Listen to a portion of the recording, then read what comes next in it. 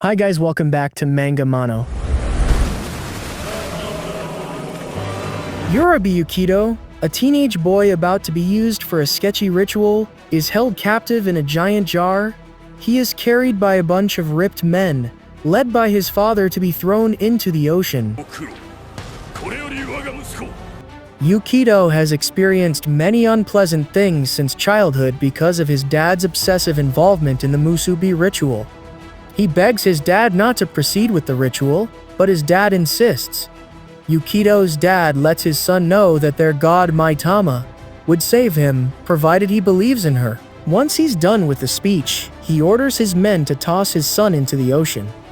Yukito's life flashes before his eyes as the weight pulls him further toward the seabed. Yukito offers a prayer just as he's about to go down, wishing Maitama would reincarnate him in a new world with no religion where he can lead a normal life.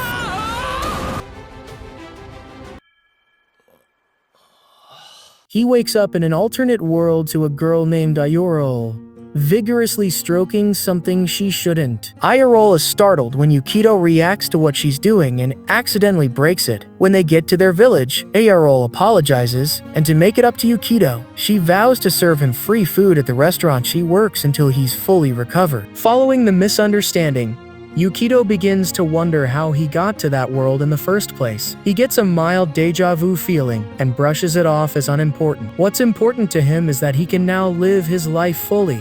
Yukito gets back on his feet and asks Ayorol for the Adventurers Guild. He plans to meet with travelers and find out all he can about this strange new world. Ayorol takes him to a farm and introduces him to a bunch of farm lads. Roy, the cultured one, rubs Yukito off in a weird way after claiming all the ladies for himself. Clen, the more sensible one, apologizes and introduces themselves properly. Clen offers Yukito a job to harvest all the grapes on the farm. As he finishes the job, Clen realizes the grapes are in excess and the leftovers can't be stored. He insists that the rest will be thrown away. A month passes and Yukito works the farm and makes wine. He seems exhausted at the restaurant as everyone drinks wine and dances. Iro calls out to Salurol, her sister, to help her at the bar, but she refuses, saying she likes seeing her at work. They both work there, and they let Yukito live there. He has already made some friends, but doesn't seem happy about it. He wishes for a world with swords and magic. Yukito later starts helping out and working on the farm. He wishes to do something different with his life. While at it, a big monster stumps into the farm that sends him running alongside Roy. As they get to safety, Yukito asks Roy why he ran. Roy proceeds to explain that he didn't stand a chance against it. Yukito seems unhappy that they don't fight monsters in that world. Yukito realizes that life differs from the alternate world he wished for and enjoys his new experience.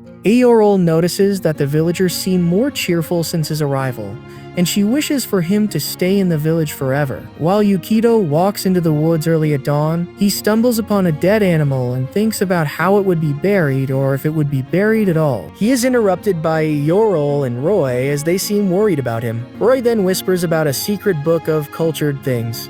In a few hours, they set out to the city in search of the book. Roy warns that Yukito shouldn't speak to anyone from the city. They all express dislike for the book except Yukito when they find it. Later, Yukito witnesses a group of people on their knees drinking poison to their death. He seems curious to know what it is about, and then Ayorol explains it to him as the end-of-life system practiced in their country. Basically, one would take their life when they are ordered to do so by the government. He seems furious, and as they leave, the people around them start murmuring and looking at them as if they're filth. While Yukito tries to sleep later, Ayorol suddenly creeps up under his sheets. She wishes to practice the cultured things she's learned from the book. Everything quickly goes sideways, and Yukito finds himself tied up in the end. Ayorol apologizes and tells him that the village is an isolation camp for outcasts from the city. Yukito gives her his necklace, and she expresses gratitude. She seems delighted and goes to bed. Early at dawn, Yukito realizes that his friends are missing. He hurries with Clem to catch up with them. On getting there, Celery is already dead. Yukito charges in and beats off a few soldiers. He gets stabbed in the process by a knight, and Ayorol is killed. Yukito uses his final breath to pray to Maitama, begging that his friends be safe. Maitama descends from the sky and kills off all the soldiers. She heals Yukito and brings back Ayarole with her sister to life. Maitama seems happy that Yukito has summoned her. Maitama introduces herself as a god. Yukito immediately realizes that she brought everyone dead back to life. Everybody from the village rejoices after seeing their long-lost dead friends coming back to them. That evening, the entire village hosts a party to celebrate the returnee. Yukito thinks of a way to protect the village from the imperial capital. Ayarole, who now thirsts for Yukito,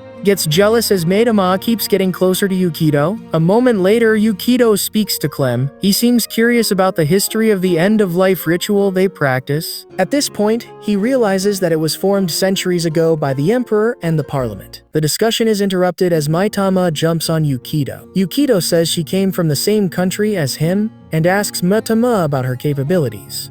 Maitama boasts of having the power to destroy entire nations in a minute, and this makes Yukito realize that she can be used to protect the village against the imperial capital. Maitama moves to tell him that she lost most of her powers when she resurrected them earlier, and to get them back, she would need more followers on her side. Not long after, reports about an investigation by the imperial capital reach them. This sends chills down the spines of the villagers at the restaurant as they think they may be in danger. Thankfully, Roy steps up and assures everyone that Yukito's got them covered. After the party, Yukito takes a dip in the public pool to spend some alone time and think about the village's situation. Maitama jump scares him as she surfaces from the pool to reassure him that all is well. Just then, Yukito discovers his next move. If he could find enough followers for Maitama in time, she would have enough power to protect the village. He then decides to create a religion where his followers will believe in Maitama as their god. Roy, who seems to follow the drive a white van and give away teddy bears way of life, becomes the first follower. Later, Yukito, Maitama, and Roy begin planning how to spread the gospel of Maitama's awesomeness to the people so they can believe in her. Yukito suggests Maitama perform miracles on the villagers, which would help the people believe her more. Hours later, Maitama gathers a crowd of villagers to convince them to believe in her. Unfortunately, her speech goes sideways as the villagers aren't buying it. At one point, she gets interrupted by Yukito, who asks her to stop talking so he can step in and try his luck. To everyone's surprise, Yukito actually delivers a very good speech. He was close to convincing the villagers if not for Maitama, who interrupts the entire speech and ruins the progress they've made. Yukito keeps trying other ways to convince the village to believe in Maitama, but it all falls apart. Ayoro's cat falls ill that evening, so Yukito steps out to get some herbs for it. He gets back in a few and administers the herbs to the cat. Upon drinking it, the cat throws up and dies. Ayoro weeps bitterly as her cat dies. Suddenly, Maitama raises her hands and brings the cat back to life. They are so happy and grateful that the cat is alive again. After healing the cat, Maitama's skin goes pale as she just used up most of her powers to bring the cat back to life. This single act of selflessness makes both Ayoro and Sayuro become Maitama's followers. This causes a net increase in Maitama's powers as she begins to glow gracefully. Soon after, Ayoro wishes Maitama to resurrect the soldiers responsible for her death. Yukito opposes it, saying it's a crazy idea. However, it was too late because Maitama had already brought the soldiers back to life. Bertrand, the man who stabbed Yukito back then, is among the soldiers Maitama resurrected. Only this time, he's a woman. Everyone, including Maitama, is shocked at how beautiful her or his curves are. Somewhere in the woods, an unidentified warrior is fighting against a huge beast. She easily overpowers it a few seconds into the fight, with a beam blast burning through its insides, and continues her journey. Bertrand goes to the imperial capital and tries to get in. He gets stopped by the guard as he tries to explain his situation. The guard doesn't believe Bertrand's claim because of his gender change. So, the guard sends him back to the isolation camp. Bertrand, sad and upset, wanders in the woods near the isolation camp. Pervy Roy sneaks up on him and attempts to get his way with him, but Yukito arrives just in time to stop Roy from potentially making the biggest mistake of his life or not. I guess we'll never know. Bertrand expresses his discomfort to Yukito, blaming him for causing the capital to abandon him. Yukito gives him a place to stay and appreciates any help he can provide while staying with them. The next day at the farm, a beast attacks again. Yukito convinces Maitama to intervene and stop the beast so she can get more followers. Maitama tries but fails to stop the beast. Bertrand swoops in and takes the beast down in a single strike. One thing Yukito did notice during Bertrand's fight with the beast is his glowing sword. Rather than wonder how he got it, Yukito plans to use it to draw more followers to Maitama. He urges the villagers to believe in Maitama so they will not fear strange beasts again. That move successfully secures more members for Maitama. Yukito plans to get more followers in any way he can. He compels more people to join their religion using supplies as leverage.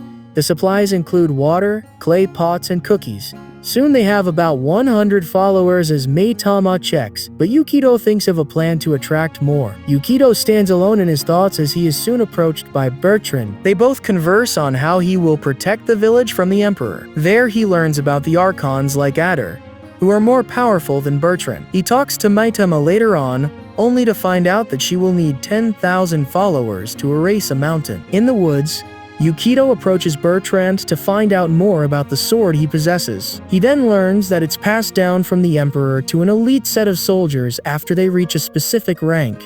Yukito meets with key members of their religion to discuss how they will protect the village from the imperial capital. Later that night, Yukito gets wasted at the bar with Sil by his side, cheering him up. Yukito then meets Clem in the woods to discuss what to do with the village. He then develops an elite plan to solve the village's problem. A month later, Bertrand appears in a rather revealing outfit in the forest. Ader, the unidentified warrior from earlier on, confronts her as they both enter into a fight. She is easily overpowered by Ader as she takes her hostage. On her way, Ader notices that the village has changed. Tractors and irrigation pipes seem new to her, as she likens them to new monsters. Yukito utilizes Maitama's powers to create modern facilities that haven't existed in their time to attract more followers. He assures the people that only believers will be allowed to use it. His plan works, but Maitama gets exhausted at the end. He does the same thing to create easy water channels for the village, increasing their following to about 1,700. Yukito proceeds to install electricity for only the believers using Maitama's help. From a mountain,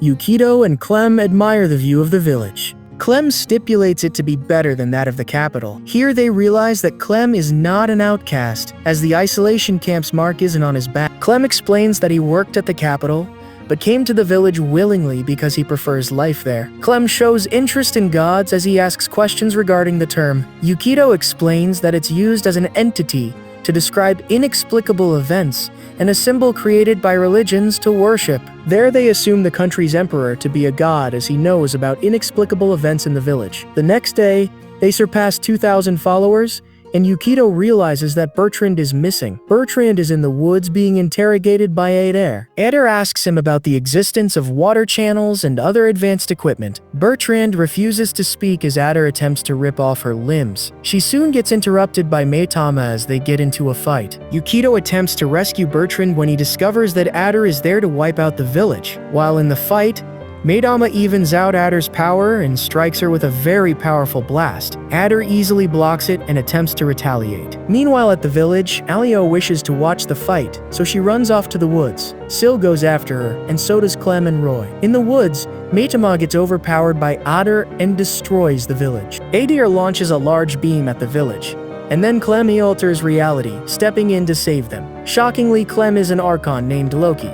He takes his true form, and Ader is shocked. Ader expresses anger as she asks why he got in her way. Loki declares he wants to end the Emperor and asks Yukito and the gang to help him achieve that goal. And guys, please in the end, don't forget to support us with a like for the video and algorithms say you will like these videos.